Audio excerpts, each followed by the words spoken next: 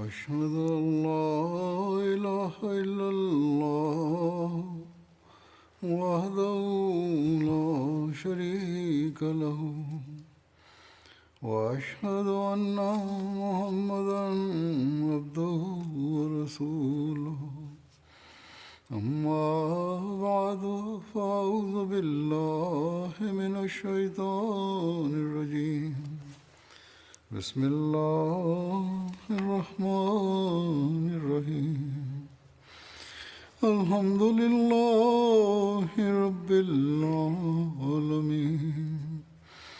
الرحمن الرحيم مالك يوم الدين إياك نعبد وإياك نستعين اهدنا الصراط المستقيم صراط الذين أنعمت عليهم غير المغضوب عليهم ولا الضالين. Mesih peti da Allah bude njegov pomagač je rekao da će da nastavi da govori o ashabima. Ebu Lubaba bin Abdul Munzir je prvi i u vezi njega postoje još neki detalji. Znači već sam spomenuo detaljno u vezi njega, ali ovo su još neki detalji. Alama ibn Abdelbar u svojoj knjizi je zabilježio u vezi kuranskog ajeta prijevod i postoje drugi koji priznaju svoje greške. Oni miješaju dobra djela sa lošim. Hazreti Abdullah bin Abbas radijallahu anhu kaže ovaj ajet je znači objavljen u vezi Hazreti Ebu Lubaba i još 7, 8 ili 9 ljudi. Ovi ljudi su ostali, znači nisu krenuli u bitku Tabuk. Onda su poslije toga su osjećali veliku znači grižnju savjest, bili su postiđeni i pokajali su se i shvatili da ne ići u borbu kad poslanik sallallahu alejhi ve sellem pozove da je to loše djelo. Džama bin Arija prenosi kad je Hazreti Hansa postala udovica, otac je udao za nekoga i ona nije bila zadovoljna s tim, otišla je k poslaniku sallallahu alejhi ve sellem i on je znači poništio taj brak. I poslije Hazreti Lubaba je oženio i onda su imali sina Hazreti Sad bin Abu Lubaba. Abdul Džebar bil Ward prenosi da je čuo od Ibu Mulejka da kaže Abdullah bin Ebi Yazid je rekao da je Hazreti Ebu Lubaba prošao pored njih i bili smo s njim dok nije otišao u svoju kuću i ušli smo za njim. Tu je bila neka osoba u staroj odjeći obučena. Čuo sam ga da kaže da je on čuo od poslanika sallallahu alejhi ve sellem kogod ne uči Kur'an melodično nije od nas. U jednom hadisu se prenosi da Ebu Dujah je krenuo na Beder uz poslanika sallallahu alejhi ve sellem, ali onda je udario nogom u neki kamen i povrijedio se i zbog toga se vratio. Ali poslanik sallallahu alejhi ve sellem je znači sa Bedra sačuvao ratni plijen iza njega. Hazreti Ansa Malua je sljedeći, on je bio oslobođeni rob poslanika sallallahu alejhi ve sellem, poznat je kao Ebu Masruh ili Ebu Misra. On je rođen u Sarah, to je blizu Jemena i Abesinije mjesto. Hazret Kulsum bil Hadam ga je znači ugostio u svojoj kući kada je se on migrirao u Medinu. A prema drugim hadisima kaže se da je boravio u kući Hazreti Sada bin Hajtema. Imam Zuhri prenosi da se je poslanik sallallahu alejhi ve sellem poslije podne sastajao sa ljudima i Hazreti Ansa radijallahu anhu je tražio dozvolu od poslanika sallallahu alejhi ve sellem da ovi ljudi se sastanu znači s poslanikom. Znači njegova dužnost je bila kada posjetioci dođu poslaniku sallallahu alejhi ve sellem da informiše poslanika ko je došao. Marsad bin Abi Marsad je sljedeća osoba. Imran bin Mana kaže Ebu Marsad i njegov sin Hazreti Marsad bin Ebu Marsad kad su došli u Medinu, kad su se preselili, boravili su u kući Kulthum bin Hadama. Muhammed bin Umar kaže da je on također bio u bitci Uhud i da je poginuo na incidentu Rađi. I također od Hazreti Marsadovog sina se nalaze detalji. On se je zvao Unais bin Marsad. Negdje se spominje kao Enes, ali više spominje se kao Anis. On je bio uz poslanika sallallahu alejhi ve sellem kada je Meka bila znači pobjeđena i u bitci Hunein. I da je Hazreti Marsad poginuo ili bio ubijen u 4. poslije hidžre. Ebu Marsad Konaz bil Husein je sljedeći kojeg ću spomenuti. Njegovo ime je bilo Kanaz. Otac mu se zvao Husein bin Jerbun. Postoje znači različita mišljenja u vezi njegovog imena. Neki ga zovu Kanaz bin Husein, dok drugi Husein bin Kanaz. Dok drugi govore da mu je ime bilo Ejmen. Ali mnogo više se nalazi kao Kanaz bin Husein. Hazreti Abu Marsad radijallahu anhu je bio istih godina kao Hazreti Hamza radijallahu anhu. Bio je visok, imao je znači gustu kosu. Hazreti Abu Marsad i njegov sin Marsad, oba dvojica su bili znači učesnici na bitci Bedr. Njegov sin Hazreti Marsad je bio ubijen u toku Rađi tog incidenta. Unuk Ebu Marsada radijallahu anhu, Hazreti Unais bin Marsad, je također bio ashab poslanika sallallahu alejhi ve sellem. On je bio uz poslanika sallallahu alejhi ve sellem kada je Meka bila pobjeđena i u bitci Hunein. U Rabiul Evelu u 2. hidžretskoj godini poslanik sallallahu alejhi ve sellem je poslao jedan bataljon od 30 ashaba u zapadnu Medinu i Hamza bin Abdul Mutalib je bio komandant tog bataljana.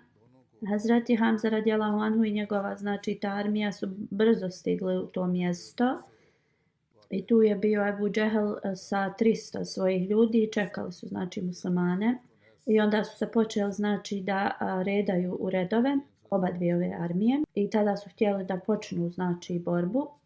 Poglavica tog mjesta je tada koji je bio u dobrim odnosima sa oba dvije znači strane, ušao je između njih i znači uspješno im je rekao da se ne bore jedni protiv drugih, tako da se nisu borili protiv jedni protiv drugih i ovo je ekspedicija Hamze Abdul Mutaliba, tako se zvala taj pokret. Hazreti Abu Marsad je također bio u ovom povodu i postoje hadisi da prva zastava Islama poslanik sallallahu alejhi ve sellem je dao Hazreti Hamzi radijallahu anhu. I u toku te ekspedicije tu zastavu je znači nosio Hazreti Marsad radijallahu anhu. Hazreti Salid bin Kejs bin Amr, sljedeći detalji su u vezi njega. On je iz Hazređ plemena, Ensarije, znači Benu Adi bin Nadžar je njegovo pleme, znači Hazreti Zubeira bin Zarara i njegova majka, sestra Hazreti Eseda bin Zurara, ona je bila. U hadisu se spominje da u toku bitke na Bedru Hazreti Salid je znači zarobio brata od Hazreti Halida bin Velida i znači u toku pobjede na Meki ensarijsku zastavu je nosio Hazreti Salid bin Kejs radijallahu anhu. U 13. hidžretskoj ili početkom 14. u toku hilafeta Omera radijallahu anhu, znači bitka Džisr se desila. Znači to je današnji Irak i borili su se Perzijci i muslimani. Ebu Ubejda bin Masud je bio komandant muslimana. Ova bitka se zna pod drugim imenima. Bitka Maroha, onda po njegovom također imenu je bila poznat. Bitka Kusurnatun, isto 2000 Perzijaca je ubijeno u toj bitci. Prema drugom hadisu da je 6000 Perzijaca bilo ubijeno, muslimana je 1800 bilo ubijeno prema hadisu, dok drugi hadis govori 4000. I 70 je bilo Ensarija, a 22 muhadžira. Hazret Salid bin Kejs radijallahu anhu je također tad bio ubijen. I zadnja osoba u toj bitci je bio on je bio ubijen. Prema nekim historičarima on nije imao potomstvo, znači poslije sebe, dok drugi govore da je imao sina koji se zvao Abdullah bin Salid i koji je kao prenio neki hadis od svog oca. Drugi govore da je imao kćerku koja se zvala Vajta. Hazret Suhila bin Sima kao da je bila njena majka. U Ustul Gaba kaže da Hazreti Salidovo potomstvo nije nastavljeno. Abdullah bin Salid bin Kejs prenosi od svog oca Salid bin Kejsa.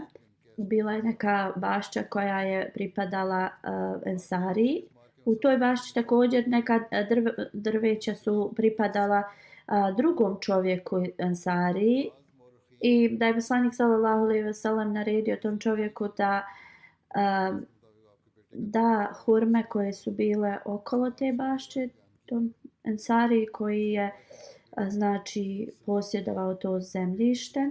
Hazreti Muđezer bin Zijad radijallahu anhu je sljedeći. Musa bin Ukba prenosi da su ljudi smatrali da je Ebu Jusr ubio Ebu Bahtari, dok drugi govore da je to Muđezer uradio.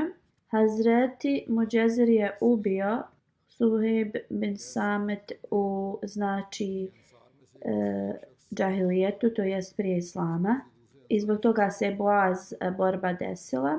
Poslije Hazreti Muđezer radijallahu anhu i Ebu Harith bin Sueid su prihvatili islam. Hazreti Harith bin Sueid je tražio priliku da ubije Hazreti Muđezera i dalje, zbog toga od prije, da bi znači osvetio se za svog oca, to je bio njegov otac. Kada su Kurejšile u toku Uhuda napale na muslimane i Hazreti Husein je došao iza njega i ubio ga je.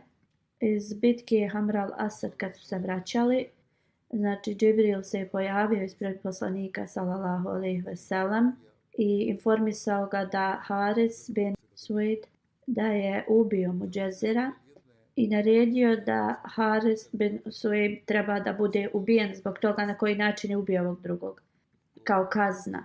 Poslanik sallallahu alejhi ve sellem je otišao u Kubu, bio je vrlo vruć dan i naredio je da se vrata džamije zatvore i onda je on ubijen. Ovo se nalazi u Tabakat al-Kubra. Rifa bin Malik bin Ajlan radijallahu anhu je sljedeći.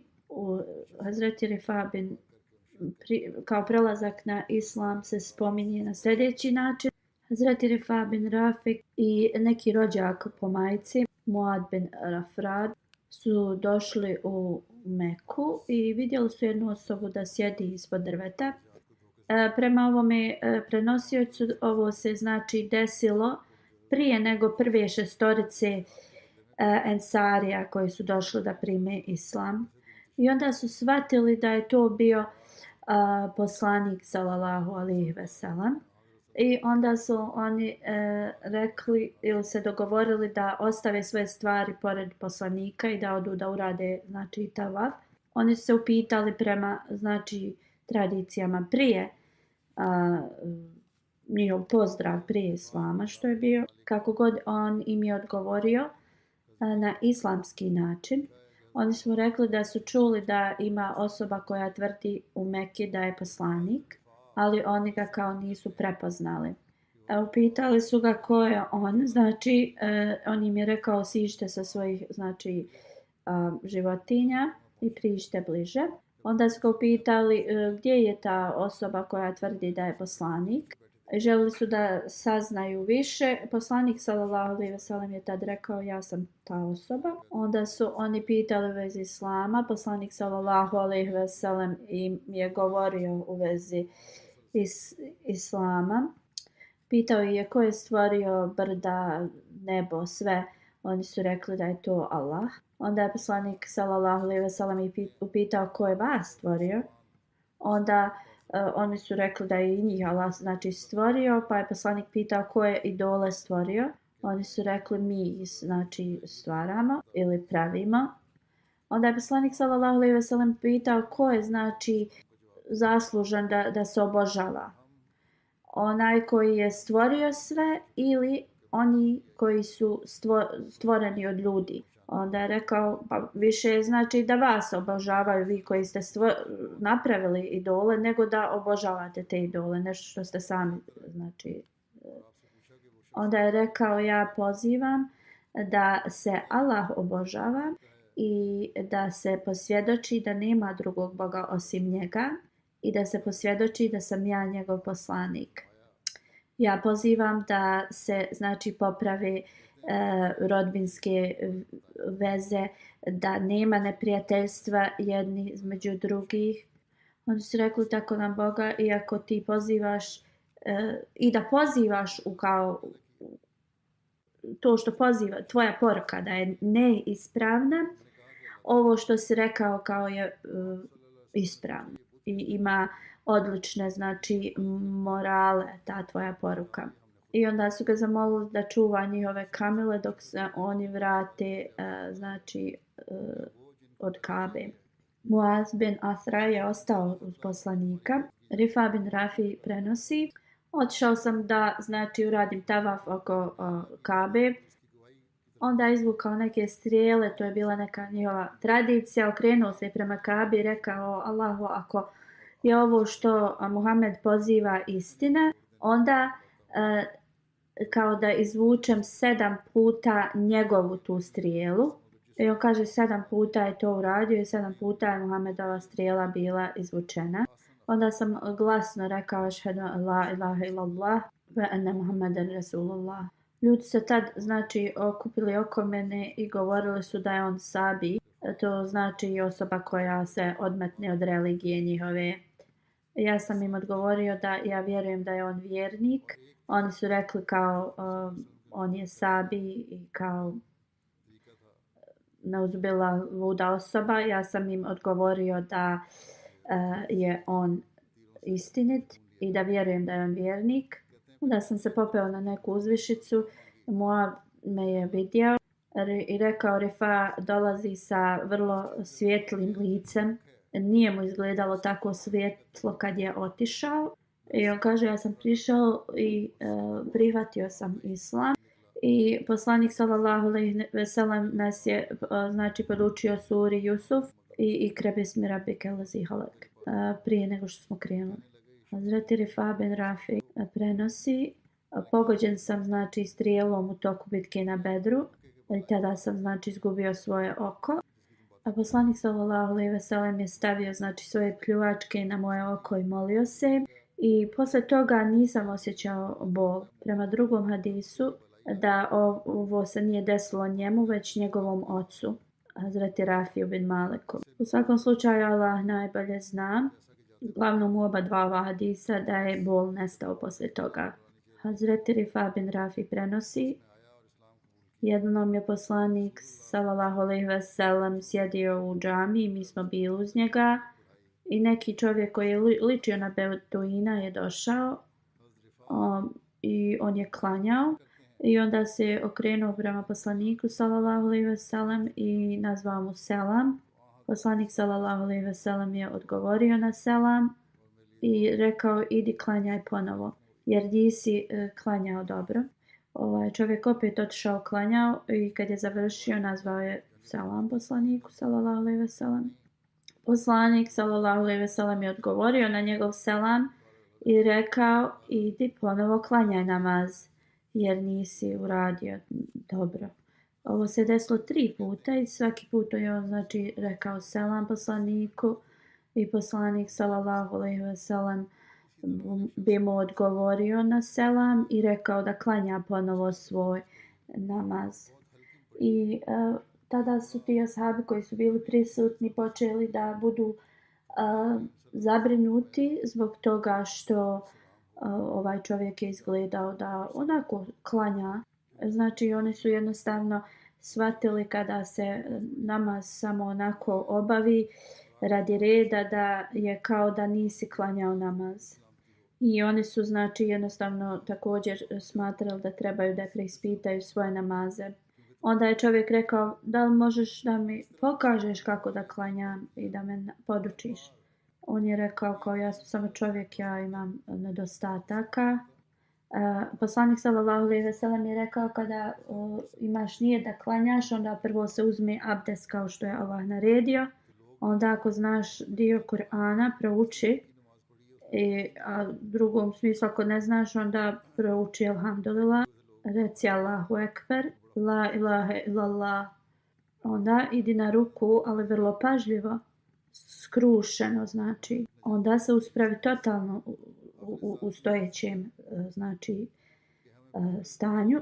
Onda padni na seđdu skrušeno, poslije sjedi također mirno i skrušeno. I kad to završiš na takav način, onda je znači namaz kompletan. Ako išta uradiš manje od ovoga, onda si oduzeo svojim namazima. Hazreti Rifa bin Rafi prenosi dok je bio uz poslanika sallallahu alejhi ve sellem da je poslanik rekao: namaz nije primljen dok čovjek ne uzme abdest kako je Allah naredio.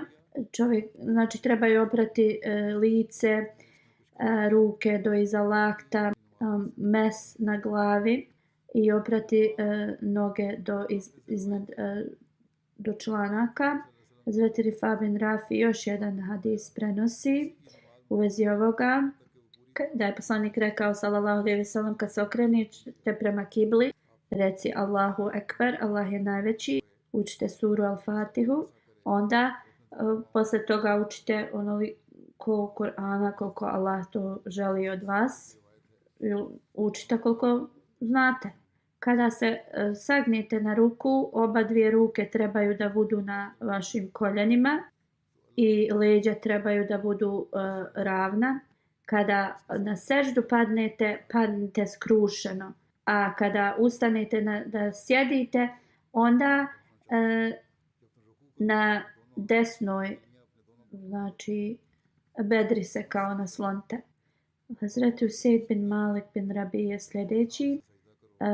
U hadisu se prenosi da je Ebu Usejd ofarbao svoju bradu u žutu boju. Ibn Isak prenosi da je Ebu Usejd bin Malik bin Rabija učestvovao u bici na Bedru kada je izgubio znači vid zbog starosti.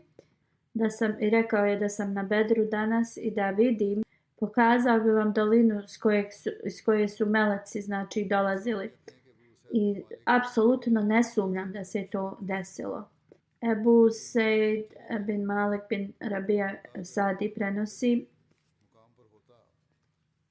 bili smo s poslanikom sallallahu alejhi ve sellem kad čovjek iz Benu Selama plemena je došao. Taj čovjek je upitao: o Allahov poslaniče, jel ja trebam da na lijep način se ponašam prema roditeljima i koji su preminuli? Poslanik sallallahu alejhi ve sellem je rekao: da, možeš se moliti za njih i tražiti znači od Allaha oprost za njih. Možeš također ispuniti bilo koje obećanje koje su oni imali, a nisu ga ispunili. I možeš da se ponašaš prema s obje strane rodbini znači lijepo. I oni ljudi koji su bili njima bliski i rodbina i prijatelji, možeš i ti da ih držiš bliskim sebi. I ako to budeš radio, njihove znači duše će biti nagrađene i Allah će im podariti oprost. Malik bin Rabija prenosi da je čuo poslanika sallallahu alejhi ve sellem da kaže: Allahu, dani onima koji obriju svoje glave. A neka osoba je rekla: šta oni koji samo malo podsijeku svoje kose? I kad je ta osoba to ponovila nekoliko puta, poslanik sallallahu alejhi ve sellem je onda rekao: o Allah, dani onima koji samo malo posjeku svoju kosu. Tman bin Arkam prenosi od svog oca: na Bedru poslanik sallallahu alejhi ve sellem je rekao: ostavite ratni plijen koji ste znači pridobili. Ebu Sejde Sadi radijallahu anhu je ostavio mač od Aiz al-Murdaban. Onda Hazreti Arkam ga je uzeo. Allah poslaniče, kao mogu li dobiti ovaj mač? Poslanik sallallahu alejhi ve sellem mu je dao taj mač. Hazreti Abdullah bin Abdul Asad je sljedeći kojeg ću spomenuti. Prema jednom hadisu Muhammed bin Umara prenosi da prva osoba koja je znači prešla iz Mekke u Medinu je bio Hazreti Ebu Selema bin Abdul Asad. Došao je u Medinu 10. Muharrema. 12. Rabiul Evela poslanik sallallahu alejhi ve sellem je došao u Medinu.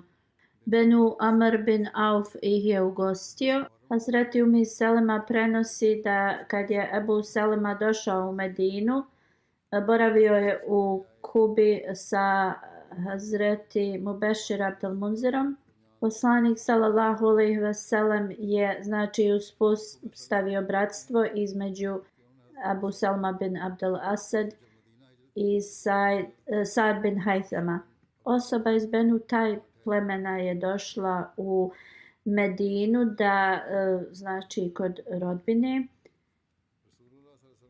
On je rekao poslaniku sallallahu alejhi ve sellem da Huwail sam Tulejha i Selema idu po znači Arabi i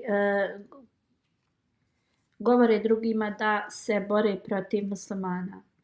Poslanik sallallahu alejhi ve sellem je znači pozvao Ebu Selema, Abdullah bin Abdul Asad, i poslao je 150 muhadžira i ensarija da bi zaustavili Ebu Asada.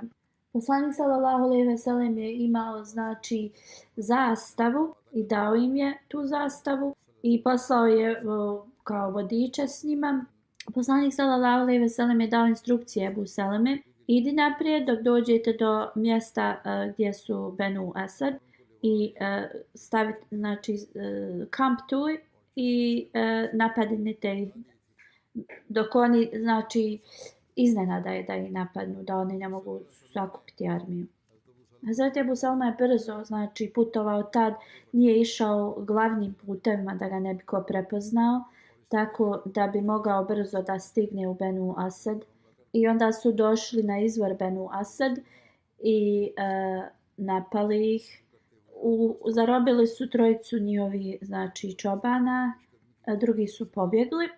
Hazreti Ebu Selma je podijelio svoju armiju u 3 bataljona. Jedan je bio uz njega, a dvojica su išli u druge znači mjesta i onda su zarobili još kamila i životinja, ali nisu znači uhvatili ljude. Ebu Selma se tad vratio u Medinu poslije toga. Ovo je Sirat Halebija, ovaj detalj. Amr bin Selma prenosi da Hazreti Ebu Selma se borio na Bedru i Uhudu. Ebu Sama Džušam mi ga je ranio na Uhudu.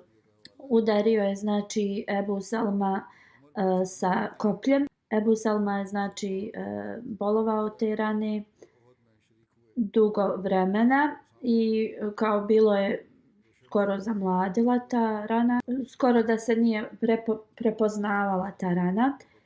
U Muharremu, mislim da je rekao 33 mjeseca posle hidžre, poslanik je poslao ekspediciju u Katam, to je neka kao planina, i Benu Esad bin Uzema su tu boravili. Oni su se vratili nakon 10 noći I tada je ta njegova rana koja je bila skroz zamladila, otvorila se ponovo. I onda je u trećoj džemadi Ahir preminuo.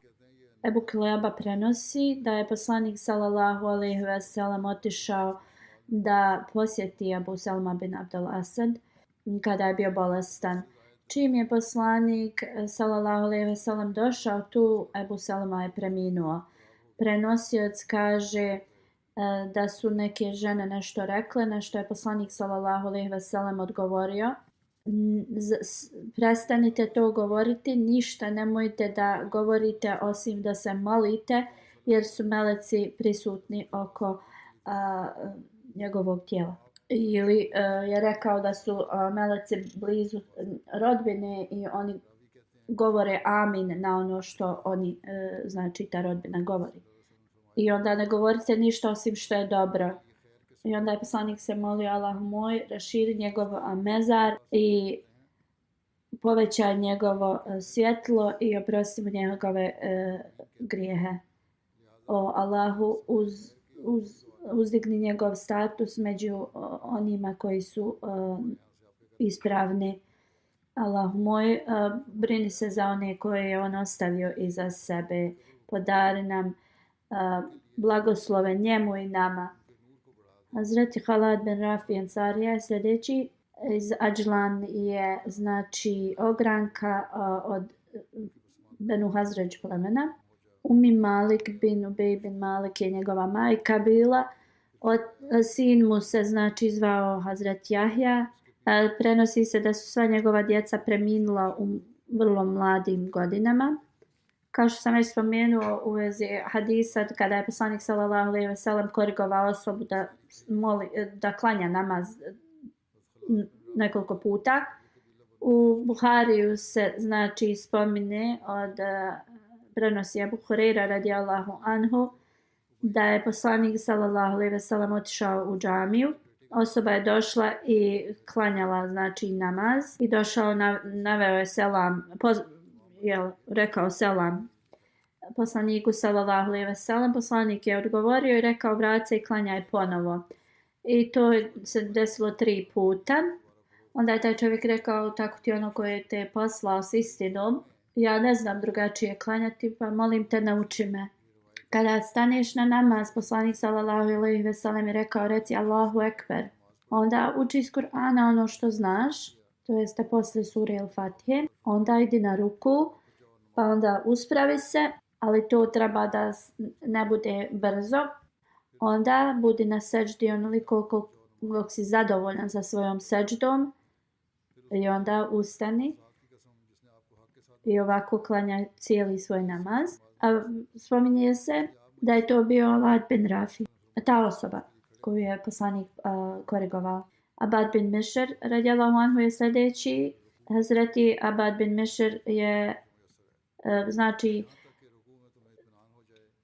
mnogo toga uradio u borbi kod rova.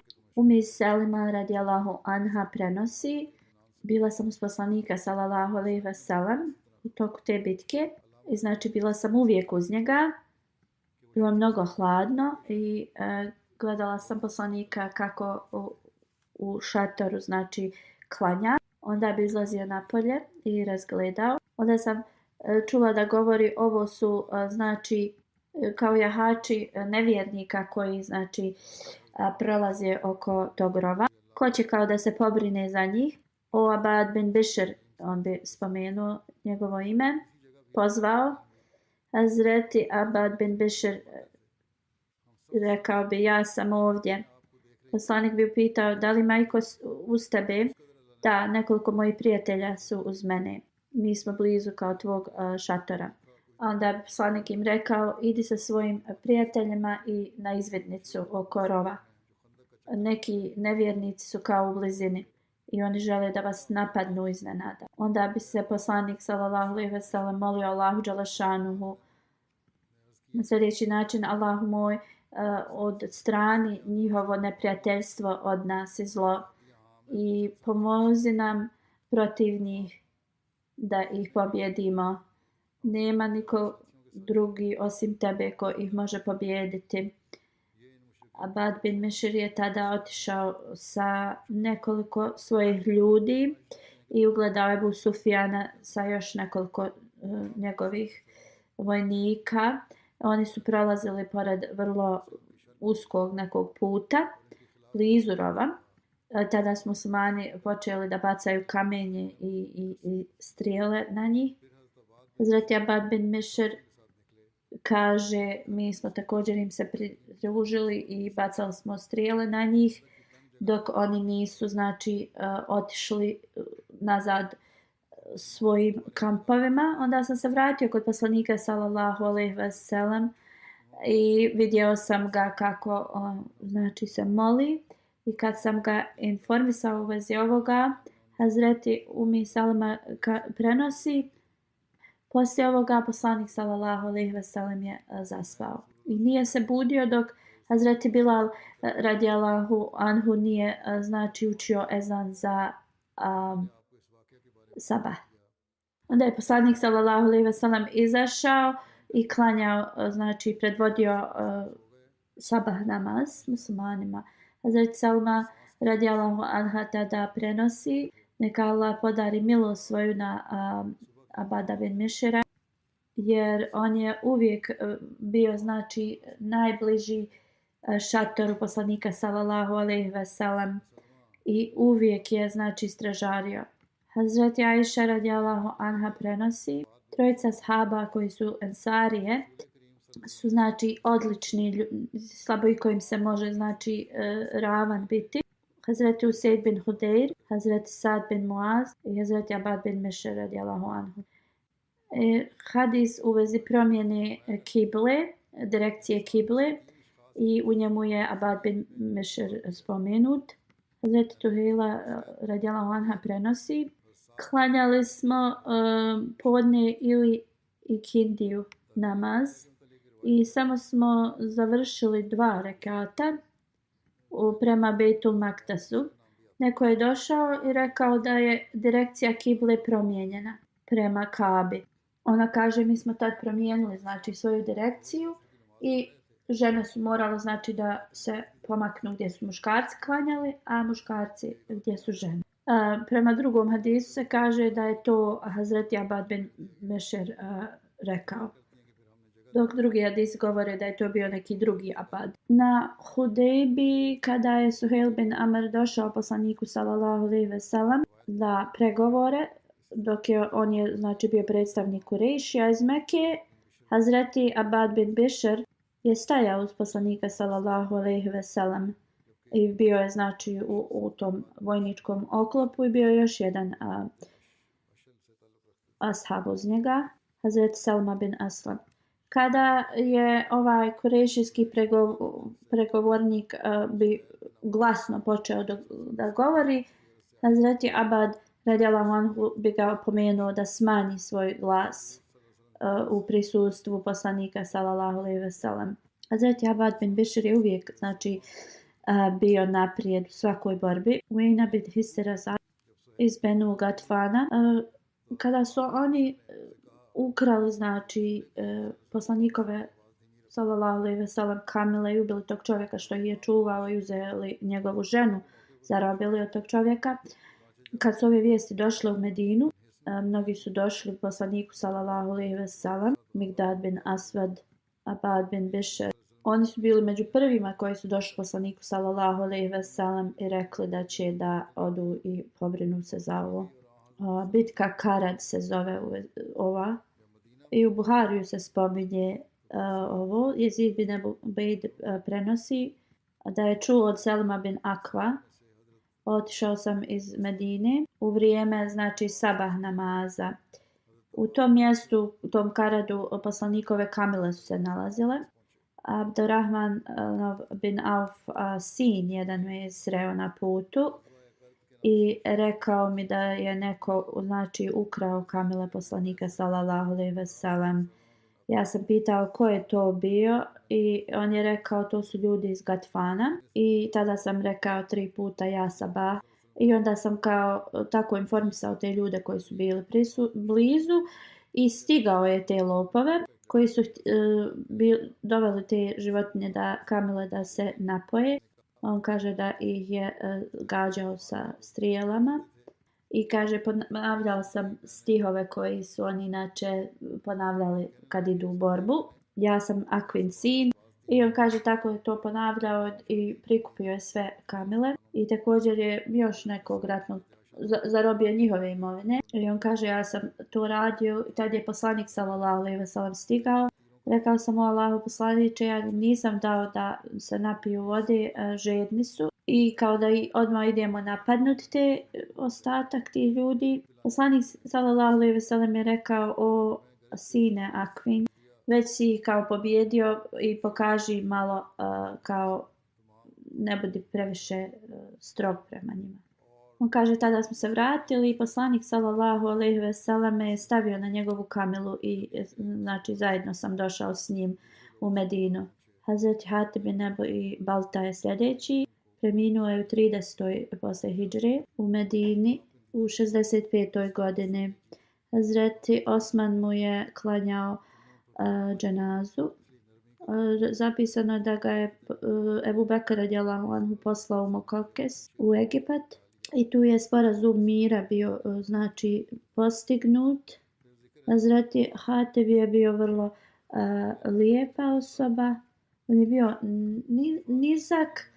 Jakub bin Utba prenosi da je poslije kada je preminuo iza njega ostalo 4000 dirhama. On je prodavao pšenicu i znači sva njegova imovina je ostala u Medini. Hazreti Džaber prenosi da jednom njegov sluga je došao poslaniku sallallahu alejhi ve sellem i znači žalio se na Hatiba i rekao je Allahu poslaniče, Hatib će zaista otići u džehennem.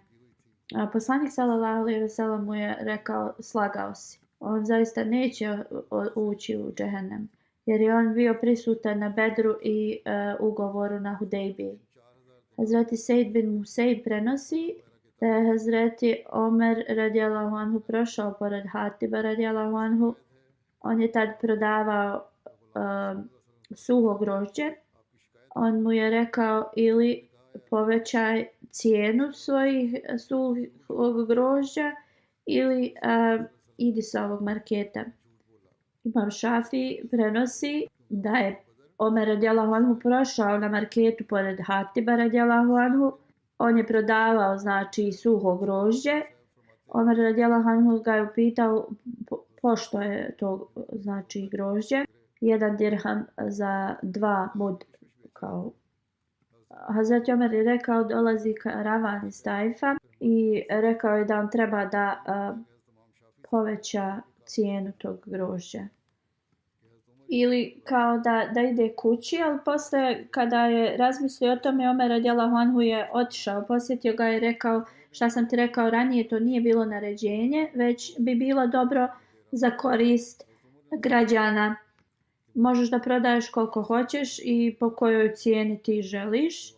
Hazreti Mus'ab radijallahu anhu kaže od poslanika sallallahu alejhi ve sellem znači vremena islamska vlada je stavljala znači cijene za prodavanje i on spominje da Hatib bin Abi Balta da je Omer radijallahu anhu ga sreo u Medini na marketu i također Hazret Mus'ab govori da je tada Omer radijallahu anhu rekao mu da prodaje to kod svoje kuće zato što on prodaje na marketu po mnogo nižoj cijeni nego drugi ljudi jer to bi znači nije bilo ispravno prema drugim.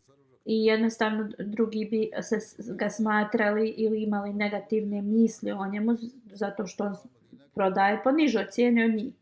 Hazret Mus'ab kaže da u vezi ove teme su se mnogi znači učenjaci razgovarali ili imaju različite diskusije i neki kažu da navode da je Omer radijallahu anhu posle promijenio svoje mišljenje, ali kako god učenjaci su se znači složili prema tom Omerovom radijallahu anhu pogledu da treba da se slične cijene stavljaju za iste proizvode i također da bi se kontrolisao taj znači zarada i market da to bude ispravno, da treba da se postave te cijene slične. I tako, ali ovo je samo za znači ljude koji su na marketu i da se ima taj neki znači neka osnova gdje svi zarađuju slično, da ne bi market sad jedan dan je preskupo, sad preniska cijena i to znači da bude nešto konstantno.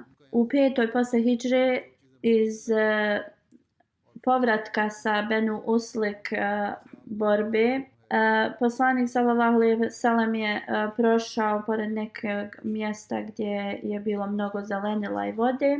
I onda ti ljudi su rekli kao kad god hvale to mjesto i to voda im kao nešto presuši. Poslanik sallallahu alejhi ve sellem je pitao Hazreti Hatiba da iskopa bunar, a također je naredio još jednom ashabu da tu se brine da životinje mogu da pasu. Hazreti Bilal radijallahu anhu je pitao o Allahu poslaniče koliko znači mjesta treba da se da za. I onda poslanik sallallahu alejhi ve sellem je rekao znači detaljno koliko je ta površina gdje će životinje koje muslimani vode znači u džihad da znači pasu.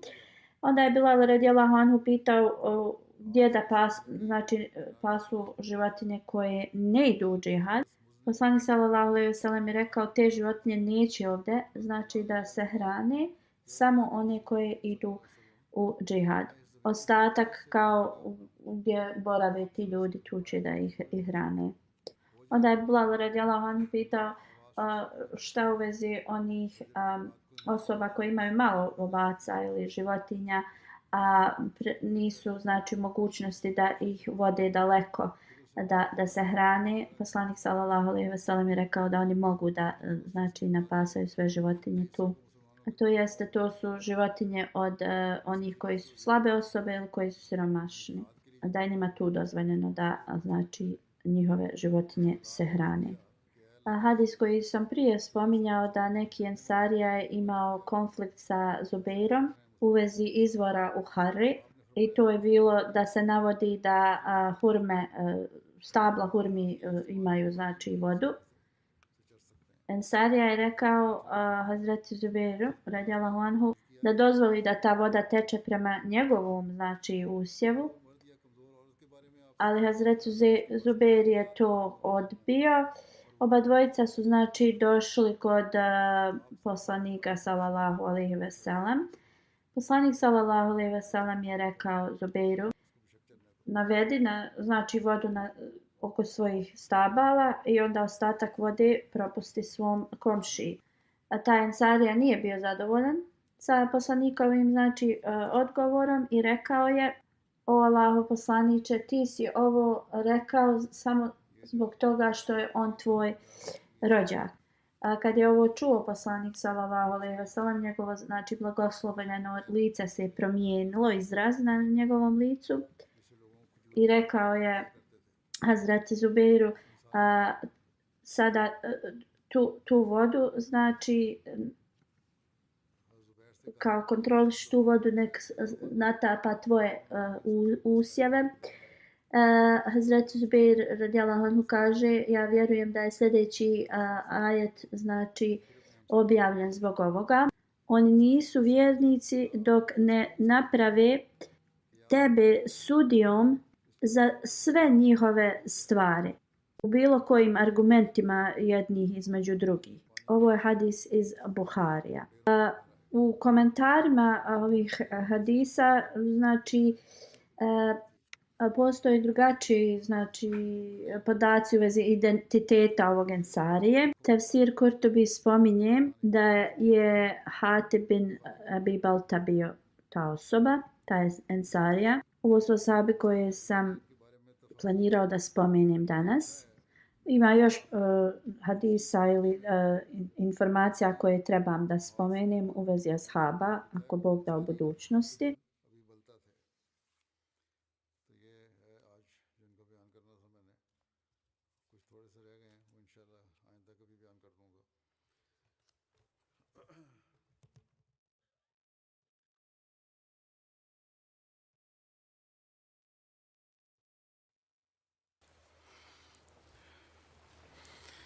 الحمد لله الحمد لله نحمده ونستعينه ونستغفره ونؤمن به ونتوكل عليه ونعوذ بالله من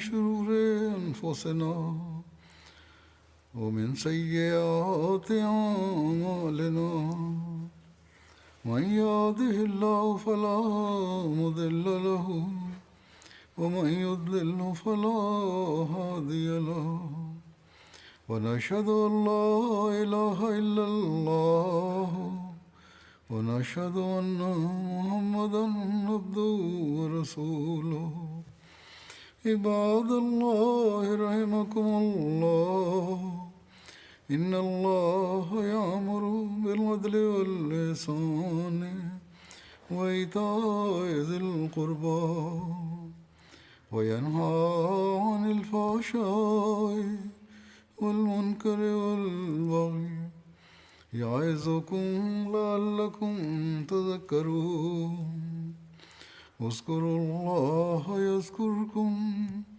وادعوه يستجب لكم ولذكر الله